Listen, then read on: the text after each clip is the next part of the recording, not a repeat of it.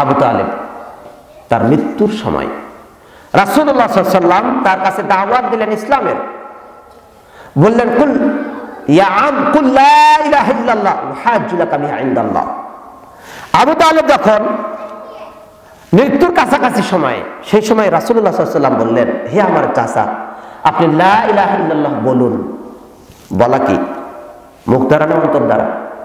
মুখ দ্বারা বলুন, তাহলে আমি এটা আল্লাহর কাছে প্রমাণ দেব যে আমার চাচা মুমিন, ঈমান এনেছে। আপনি হয়তো চাচ্ছেন আপনার পাশের একজনের দেখে সহিহ আকীদা, যেটা সঠিক বিশ্বাস, আপনার পাশে আপনার দোস্তর কারণে আপনি হয়তো গ্রহণ করছেন না। মনে রাখবেন, ও আপনার জাহান্নামের কারণ বানিয়ে ফেলছে। ওই দোস্ত আপনাকে জাহান্নামে নিয়ে যাওয়ার কারণ বানাচ্ছে। আপনি দোস্তর দিকে তাকায় সহিহ আকীদা থেকে সরে থাকবেন। সঠিক আকীদা বিশ্বাস আপনি গ্রহণ করবেন না। ভাববেন যে মানুষ আমাকে কি বলবে, ভয় করবেন। আপনি মুক্তি পাবেন না। আপনাকে অবশ্যই সঠিক আকীদা বিশ্বাস কালিমা মুখ দিয়ে উচ্চারণ করতে হবে, অন্যথায় হবে না।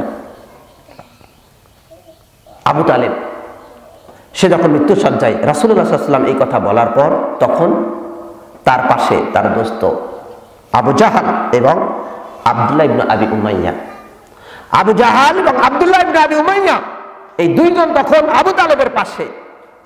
তখন তারা বলছে, আবু তালেব, শেষকালে এসে তুমি আমাদের ধর্মকে কলঙ্কিত করবে, এখন ইসলাম গ্রহণ করবে।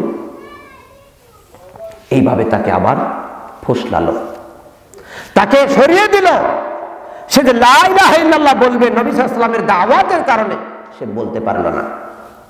আবার রাসূলুল্লাহ সাল্লাল্লাহু আলাইহি ওয়াসাল্লাম আবার বললেন, ইয়া আম কুল লা ইলাহা ইল্লাল্লাহ, হে আমার চাচা আপনি বলুন একবার লা ইলাহা ইল্লাল্লাহ উহাজ্জু লাকা বিহা ইনদাল্লাহ, আমি আল্লাহর কাছে আপনার জন্য প্রমাণ দেব, আমি যুক্তি দেব, দলিল প্রমাণ উপস্থাপন করব আল্লাহ তাআলার কাছে। সুবহানাল্লাহ, কি বিশাল একটি নিয়ামত, কি বিশাল সুযোগ! জান্নাতে যাওয়ার আর কি যথেষ্ট লাগে?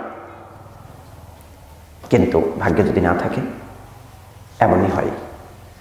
তার দুই দোস্ত আবু জাহাল এবং আব্দুল্লাহ ইবনে আবি উমাইয়া, এই দুইজন তখন আবার তাকে ফুসলালো, আবু তালেব এখন তুমি বলবে লা ইলাহা ইল্লাল্লাহ, বাপ দাদার ধর্ম ত্যাগ করবে?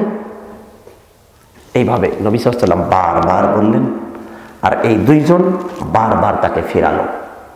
পরিশেষে আবু তালেব বলল যে আমি আব্দুল মুত্তালিবের ধর্মে, অর্থাৎ তার বাপ দাদার থেকে যেই ধর্মে আছে শিরকের ভিতরে, আমি তার উপরে, এটা হলো তার শেষ কথা। নাউযু বিল্লাহি মিন যালিক।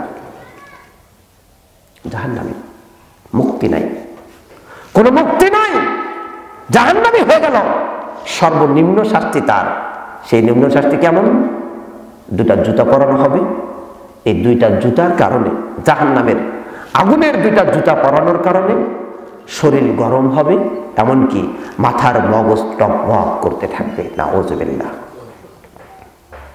আপনি আজকে ভাবছেন আমার দোস্ত, আমরা একসাথেই চলি, আমার মুরব্বী, তার কাছে আমি ছোটকালে পড়াশোনা করলাম, তার কাছে থাকতে থাকতে আমি তো বুঝতেছি হাদিসটা সঠিক, সহিহ হাদিস, দলিল আছে, কোরআনে আছে, হাদিসে আছে, কিন্তু এলাকার মানুষ তো এটা মানে না, কি করব?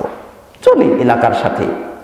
আপনি হতভাগা, আপনি চলে যাবেন আবু তালেবের সাথে। মনে রাখুন, আপনার কাজ রব্বুল আলামিনের কাছে গ্রহণযোগ্য না।